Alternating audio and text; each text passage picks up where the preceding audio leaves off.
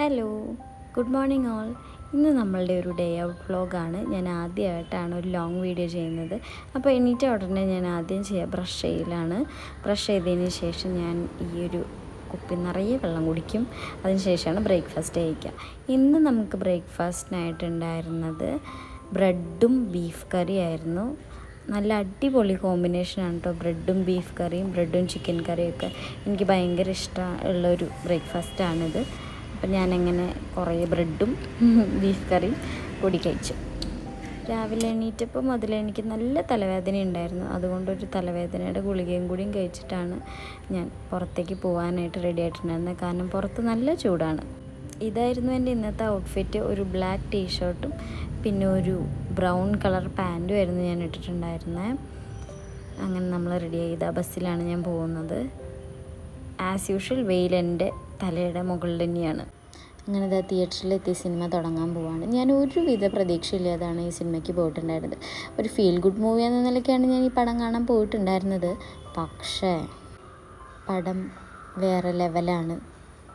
As A hard core Lalettan fan ഈ ഒരു cinema കണ്ട് തീർക്കുമ്പോൾ മോഹൻലാൽ തുടരും എന്നുള്ളൊരു ലാസ്റ്റ് ടൈറ്റിൽ കാർഡ് എഴുതി കാണിക്കുമ്പോൾ നമ്മളുടെ ഏറ്റവും വേണ്ടപ്പെട്ട ഒരാൾ അയാളുടെ ജീവിതത്തിൽ ഇനിയും വിജയങ്ങൾ കൊയ്യുമ്പോൾ നമ്മൾക്ക് എത്ര സന്തോഷം ഉണ്ടായിരിക്കുമോ, ആ ഒരു സന്തോഷമായിരുന്നു എനിക്ക് ഈ സിനിമ കണ്ടു തീർക്കുമ്പോൾ കിട്ടിയിട്ടുണ്ടായിരുന്നത്.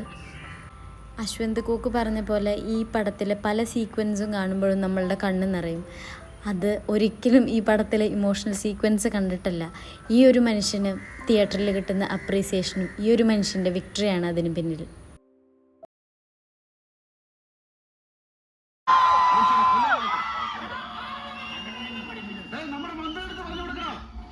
എല്ലാവരും പറയും പോലെ ഇപ്പോഴും മലയാള സിനിമ ആ ചരിഞ്ഞ തോളുകളിൽ ഭദ്രാണ്.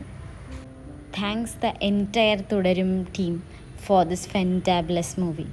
ഇനിയും ഒരുപാട് നല്ല സിനിമകൾ ഉണ്ടാവട്ടെ. സിനിമ കഴിഞ്ഞ് നമ്മൾ നേരെ ഒരു മോളിലായിരുന്നു പോയിട്ടുണ്ടായിരുന്നത്. ഇവിടെയൊക്കെ അത്യാവശ്യം നല്ല മഴ ക്ലൈമറ്റായിരുന്നു. സിനിമയുടെ ഇടയ്ക്ക് ഞാൻ പോപ്കോണൊക്കെ മേടിച്ച് കഴിച്ചായിരുന്നു കേട്ടോ. എന്നിട്ട് ആ മോളിൽ വെറുതെ കറങ്ങി നടന്നു. ഒന്ന് രണ്ട് കടകളിലൊക്കെ കയറി ഡ്രസ്സ് മേടിക്കാനായിട്ട്. പക്ഷേ എനിക്കങ്ങനെ കാര്യമായിട്ടൊന്നും ഇഷ്ടപ്പെടാത്തതുകൊണ്ട് ഞാൻ നേരെ ഫുഡ് കോർട്ടിൽ വന്നു.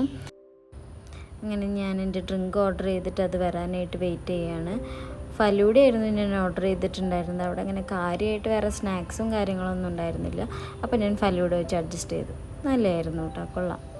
സാധാരണ ഫലൂഡ പോലെ തന്നെ, പ്രത്യേകിച്ചൊന്നും പറയാനില്ല.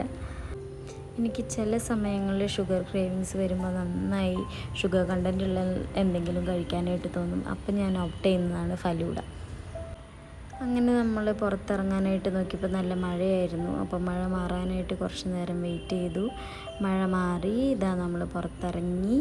ഇനിയിപ്പോൾ നെക്സ്റ്റ് ബസ്സിന് വേണ്ടി വെയിറ്റ് ചെയ്യാണ്. ഈ വെയിലും ഞാനും തമ്മിലുള്ള അൽഗോരിതം ഒട്ടും ശരിയാവുന്നില്ല. അത്രേ ഉണ്ടായിരുന്നുള്ളൂ. അപ്പോൾ എൻ്റെ വീഡിയോസൊക്കെ ഇഷ്ടപ്പെടുകയാണെന്നുണ്ടെങ്കിൽ സബ്സ്ക്രൈബ് ചെയ്ത് സപ്പോർട്ട് ചെയ്യണേ. ബൈ.